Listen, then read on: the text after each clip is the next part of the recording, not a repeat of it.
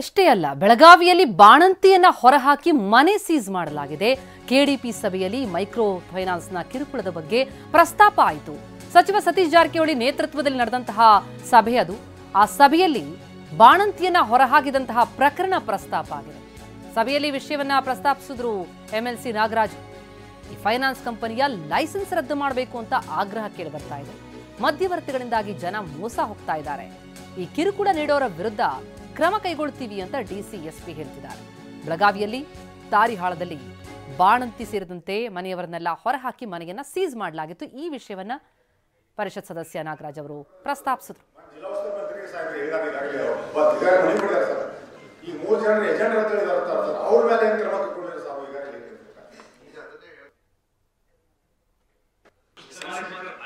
Micro finance institutions ನಾವು ಕರೆಸ್ಕೊಂಡು sir ಒಂದು ದೊಡ್ಡ ಸಭೆ ಮಾಡಿದ್ದೀವಿ ಸರ್.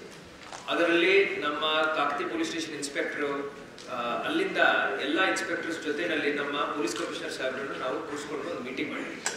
ಇದರದ್ದು ಏನು ಸಮಸ್ಯೆ ಇದೆ ಅಂತ ಹೇಳಿ ಬಹಳ ಸುದೀರ್ಘವಾಗಿ ಮಿನಿಸ್ಟರ್ ಸಾಹೇಬ್ರು ಅವಾಗ ರಿವ್ಯೂ ಮಾಡಿದ್ದಾರೆ. ಆವಾಗ ನಾವೇನು ಹೇಳಿದೀವಿ ಅಂದ್ರೆ, ಒರಿಜಿನಲಿ ಇದು ಒಂದು ವೈಯಕ್ತಿಕ ವಿಚಾರ ಸರ್. ಮಹಿಳೆಯರು ಹೋಗಿ ಮೈಕ್ರೋ ಫೈನಾನ್ಸ್ ಇನ್ಸ್ಟಿಟ್ಯೂಷನ್ ಇಂದ ಸಾಲ ತಗೊಂಡಿದ್ದಾರೆ. ಅದಾದ ನಂತರ ಮಹಿಳೆಯರು ಹೋಗಿ ಬೇರೆ ಥರ್ಡ್ ಪಾರ್ಟಿಗೆ ದುಡ್ಡು ಕೊಟ್ಟು ಜಾಸ್ತಿ ಇಂಟ್ರೆಸ್ಟ್ ಆಮಿಷಕ್ಕೆ ಒಳಗಾಗಿ ಈ ಒಂದು ಸಮಸ್ಯೆ ಉದ್ಭವ ಆಗಿದೆ.